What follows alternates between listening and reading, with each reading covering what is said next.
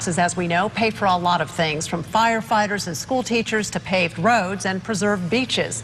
While those are the high-profile items, there are some others that you've probably never even heard of or even thought about. The Contact 5 investigators, working with our partners at Scripps Treasure Coast newspapers, have the story of one organization spending tens of thousands of dollars on hotels and meetings every year to discuss projects that one watchdog says benefits very few people.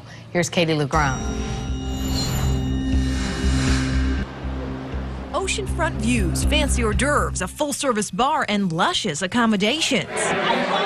No, these are not scenes from a red carpet Hollywood premiere. These are your tax dollars at work. It just sends a very strange message. It's much more efficient, I believe, to be able to have the commissioners stay in a place, be able to have the meeting in the same facility. It just works out better that way. Don Coley is one of 12 commissioners for the Florida Inland Navigation District, or F.I.N.D. It's a special taxing district expected to collect $20 million in property taxes next year from homeowners as far south as Miami to just north of Fernandina Beach. Palm Beach County homeowners will contribute $4 million alone. And with that aggregated money, we maintain the waterway, and we also provide these waterway assistance projects. Like this one in downtown West Palm Beach, where F.I.N.D spent close to $4.5 million to transform this waterfront area, making it more pedestrian and boater-friendly. But that's not all the special taxing district is spending your money on.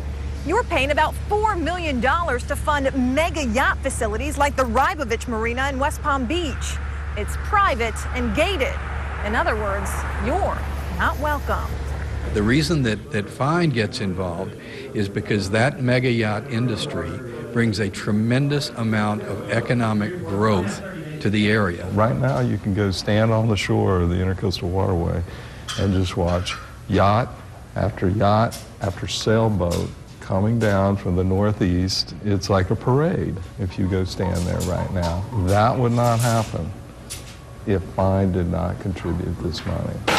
David Roach is the executive director for F.I.N.D. He says awarding tax dollars to community marinas catering to the rich and richer is worth every penny.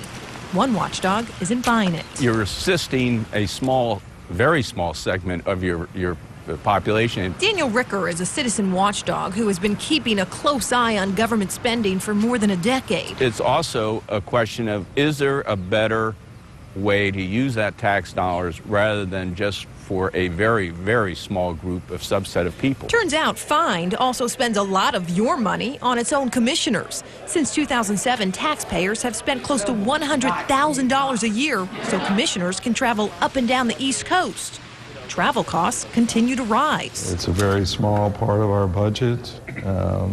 We've got 12 commissioners who are unpaid to do this. We ask them and staff to travel every month, and we think we handle it all very conservatively and responsibly. Commissioners say they travel to raise public awareness and meet publicly as a board.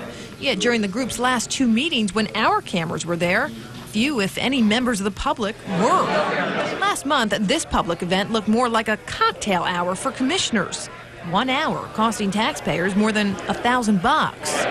And what about these locations, often high-end hotels or resorts like this one near Jacksonville, with oceanfront views? The equation has changed after 2008, and anyone on public boards have to realize that there's a perception that the average public will have that not only are they not probably spending tax dollars wisely, but they're trying to actually feed at the trough. Spaces like this just aren't available out on, roadside I-95 hotels. When asked why the group doesn't meet in public buildings more often, Roach calls it a logistics issue. So oftentimes when we do it at a city or a county commission meeting, we have some of our commissioners sitting on chairs like you're sitting on, and then we have commissioners sitting in the big plush chairs that are there for the city council members. And it's just not a good, comfortable fit. The commission canceled their meeting this month due to not having enough items to discuss.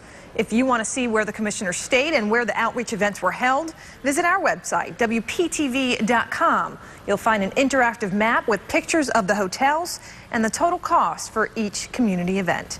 Katie Legrone, WPTV News Channel 5. F.I.N.D has 6 full-time employees. All 12 of the commissioners are volunteers appointed by the governor. You can read more about this story Sunday in the Scripps Treasure Coast newspapers and on their website, tcpalm.com. And Monday, we'll look at one community that's fighting a F.I.N.D project.